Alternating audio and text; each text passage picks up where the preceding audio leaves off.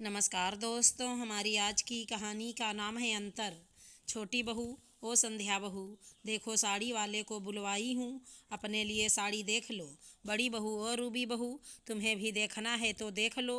अब जितना गुड़ डालोगी उतना ही अच्छा सामान मिलेगा। सोच लो दोनों को कितने पैसे खर्च करने हैं, उसी हिसाब से साड़ी खरीदो। सुषमा जी अपनी दोनों बहुओं को बोल रही थी। उनकी छोटी बहू संध्या बोली, मैं अपने पैरों में नेल पॉलिश लगा रही हूँ, क्या आप मेरे लिए साड़ी पसंद कर देंगी? सुषमा जी बोली, हाँ हाँ क्यों नहीं बहू, तुम नेल पॉलिश लगाओ, मैं देखती हूँ तुम्हारे लिए साड़ी। सोचती हूँ तुम्हारी ननद के लिए भी एक साड़ी ले ही लूँ, क्या बोलती हो संध्या बहू? राधा ने हूँ हाँ में जवाब दे दिया। साड़ियों को उलट पुलट करके सुषमा जी बोली, ये जरी वाली साड़ी छोटी बहू के लिए अलग करके रख दो, उसे ये बहुत पसंद आएगी। बड़ी बहू के लिए सूती साड़ी निकाल देना, ऐसे भी पूरा दिन घर के काम काज में लगी रहती है, महंगी साड़ी पहन कर क्या करेगी? सुषमा जी का छोटा बेटा इंजीनियर था और बड़ा बेटा शिक्षक था, तो वैसे ही दोनों की तनख्वाह भी थी। सुषमा जी के पति ने बड़ा घर बनवाया था, तो सभी एक ही घर में रहते थे। एक रोज़ सास बोली, सुबह का नाश्ता बड़ी बहू बना लिया करेगी, वो सुबह जग जाती है। छोटी बहू को सुबह जगने में दिक्कत होती है, तो क्यों उसे परेशान करना। रूबी शांत स्वभाव की थी, तो वो ज़्यादा कुछ बोलती नहीं थी, बस चुपचाप सर झुकाकर आज तक सुनती ही आई थी। एक रोज़ थकान की वजह से रूबी की तबीयत खराब हो गई थी, तो वो सुबह का नाश्ता नहीं बना पाई। उसकी सास बोली, क्या बहू, हर बार का यही झमेला है, किसी महीने तुम बिना बीमार हुए नहीं रहती हो, फालतू में अतुल का खर्चा बढ़ाती हो, बेचारा कमाता कम है और खर्चा इतना है।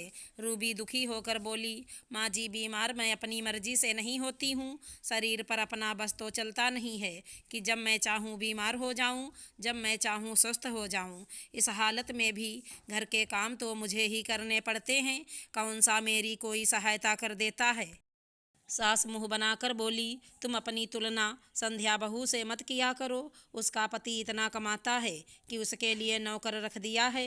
अब तुम्हारा पति कम कमाता है तो तुम्हारे हिस्से का काम तो तुम्हें ही करना होगा। अब क्या तुम अपने काम मुझसे करवाना चाहती हो? रूबी बोली, माँ जी दोनों बेटे तो आपके ही हैं, कोई कम और कोई ज़्यादा कमाता है तो क्या आपकी ममता भी उनके लिए कम और ज़्यादा होती है? कम या ज़्यादा कमाता आपका बेटा है, फिर बहुओं में अंतर क्यों? एक रोज़ पोते और अपने बेटों के बचपन की बातें चली, तो सुषमा जी ने संध्या बहू को मजाक में कुछ कहा। उसने सास को चार बातें सुनाई और वहाँ से उठकर अपने कमरे में चली गई, ये कहते हुए कि मैं आराम करने जा रही हूँ, मुझे कोई परेशान ना करे। इधर सुषमा जी रूबी को सुनाकर बोली, तुम्हारे बेटे जब बड़े हो जाएंगे और जो तुम्हारा खर्चा उठाएगा, देखना तुम उसी के तरफ से ज़्यादा झुकोगी। छोटी बहू भले ही मेरी सेवा नहीं करती है, परंतु मेरी बेटी को आए दिन उपहार देती रहती है, मेरे नाती नातिन के लिए ऑनलाइन उपहार भेज देती है, ये क्या कम बात है? रूबी मुस्कुराकर बोली, चाहे उसके लिए आपको वो चार बातें क्यों ना सुना दे, फिर भी छोटी बहू और छोटा बेटा आपके लिए प्यारा है। माँ जी, क्या बच्चे जब माँ पैदा करती है उस वक्त किसी में दर्द कम या किसी में ज़्यादा होता है? इतना कहकर रूबी वहाँ से चली गई। पास में सुषमा जी के पति अखबार पढ़ रहे थे।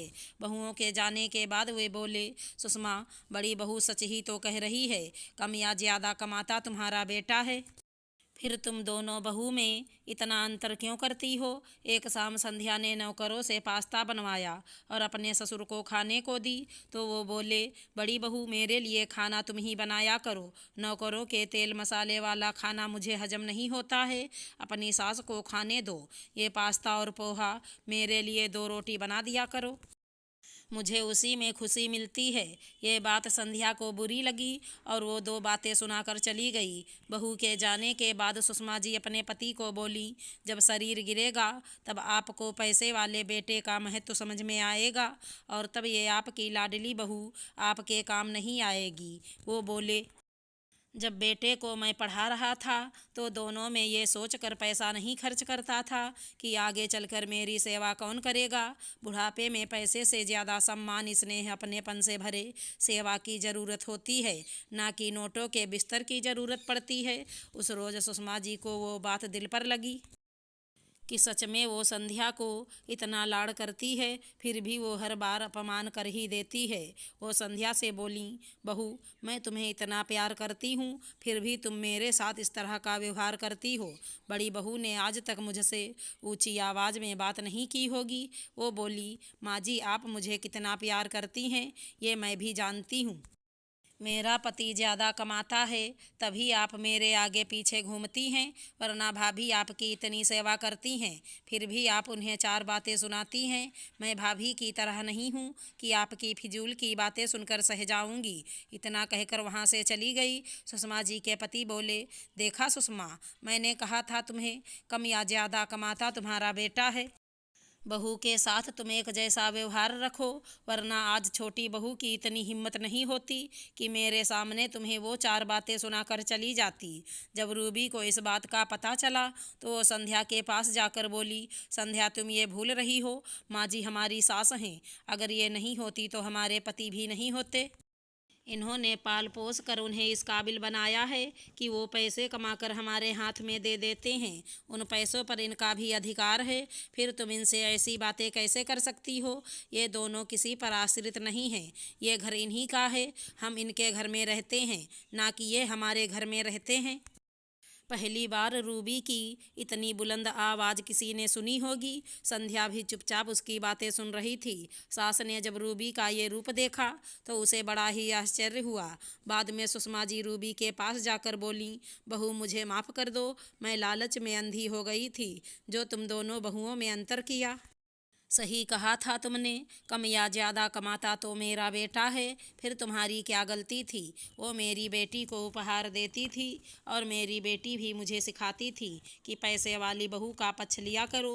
रूबी बोली, ये आप क्या कह रही हैं, आप बड़ी हैं। वो बोली, पर सेवा तो तुमने की है, ना कि मेरी बेटी और छोटी बहू ने। अच्छे बुरे की पहचान अब मुझे समझ में आ गई है। रूबी ने आगे बढ़कर सास को गले लगा लिया और संध्या को भी अपनी गलती का एहसास हो गया। अगर हमारी कहानी पसंद आई हो तो चैनल को लाइक, शेयर, सब्सक्राइब करें। राधे राधे दोस्तों।